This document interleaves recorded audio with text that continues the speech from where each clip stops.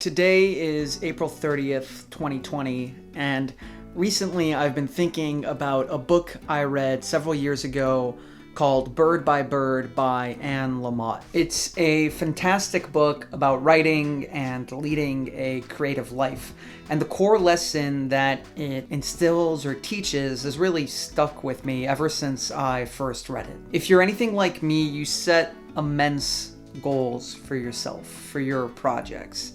Things like writing a screenplay or making a board game or just building a career, projecting forward the career that you want. Each and every one of these is a huge project in their own right. And the larger the task is, the more difficult it often is to confront, to start, to work through and overcome and succeed at without being demoralized or discouraged along the way. When we're intimidated by our projects in this way, we can be scared off. We can stop working on them outright. We can come up with excuses, and it becomes this vicious cycle where, because we're not working on the things that we tell ourselves we care about, we start to feel worse about ourselves. The worse that we feel about ourselves, the less energy we have to engage with these tasks. No matter how small they are, if they feel monumental, it keeps us away from them. It keeps us stuck in this cycle.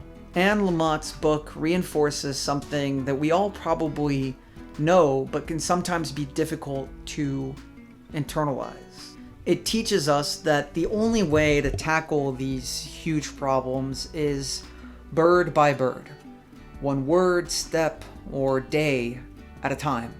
In times when I've been too focused on where I want to get to or goals I want to achieve, it's really helped me refocus and draw my attention back to the thing that matters most, which is the work itself, the process of getting there. And recently, during the lockdown, I've been thinking about Anne Lamott's book and the central idea of Bird by Bird again, and it's been helping me in a different way. It's been helping me feel satisfied, draw satisfaction from the simple process of just doing the work. Because by remembering this notion of bird by bird, of taking things day by day, it helps me remember that the actions I'm taking today are building towards something. They are building towards my goals. Even if the future is unclear,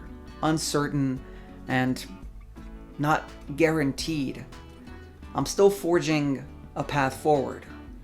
You don't have to know where that path will go to keep walking it. Maybe that's not the most elegant way of putting it.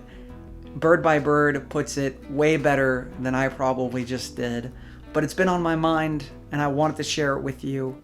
Hopefully it helps you during this time. If you're trying to be creative like me, I think it's a really tough thing during this moment.